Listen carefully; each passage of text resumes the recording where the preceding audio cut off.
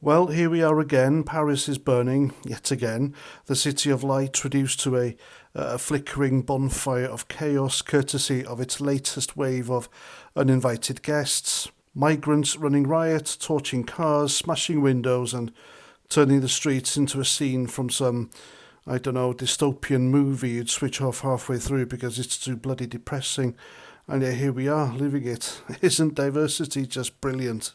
Oh, but don't worry, it could have been worse. Apparently, 1,200 of them decided to skip the Parisian pyrotechnics last night and hopped onto dinghies to sunny England instead. That's right, 1,200 potential rioters traded the Champs Elysees for the White Cliffs of Dover. I bet the French are just thrilled to wave them off. Bon voyage, mes amis. Don't let the door hit you on the way out. Meanwhile, England's border force is probably handing out tea and biscuits because that's how you secure a border these days, isn't it? Pathetic. And so, while a yacht letting on water and kayakers who rang the Coast Guard for assistance were left to wait for fishermen to assist them, the border force and our ever reliable RNLI were too busy assisting and facilitating illegal migrants from crossing France to the UK. Over 1,200 illegals have crossed the channels over the weekend. Now, let's get this straight.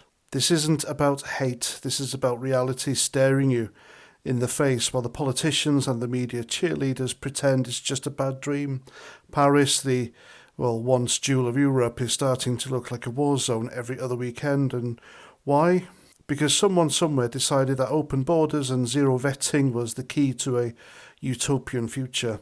Well, spoiler alert, it isn't. It's the key to burning cars, looted shops, and a police force that's about as useful as a chocolate teapot. You know what's really galling, though? The silence. The deafening, cowardly silence from the people who caused this mess. The same elites who lecture us about tolerance while their cities choke on chaos. They'll tell you it's complex, that we need to understand the root causes. Root causes, here's a root cause for you. Letting thousands of people with no respect for your laws, your culture, or your safety waltz in and treat your streets like their personal playground. That's your root cause, mate. No PhD required. And don't get me started on the media. Oh, they'll show you a 10-second clip of a burning bin, but they won't tell you who lit it. They call it unrest or tensions, like it's just a spirited debate gone wrong. Meanwhile, the locals are barricading their doors and the police are running out of tear gas. But sure, let's all hold hands and sing about unity while the flames lick the skyline. Now, across the channel, England's got its own problems. Those 1,200 new arrivals aren't exactly coming over to open artisanal bakeries, are they? No, they're joining the queue for free everything, courtesy of a government too spineless to say no. And back in Paris, the ones who stayed are making it clear they're not here for the croissants either. This isn't integration, this is invasion by installments. So what's the solution? Well, for starters, how about a border that actually works? How about saying, if you want to live here, you play by our rules, or you're on the next boat back? Is that so hard? Apparently it is, because feelings might get hurt, and we can't have that, can we?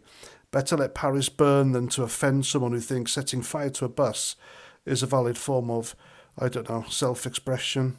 Look, I'm not saying every migrant's a problem, but when you've got thousands pouring in with no checks, no controls and no consequences, you're not building a society, you're building a powder keg. And Paris is proof. It's burning again. And the sparks are flying across Europe, so wake up before one of our cities is next.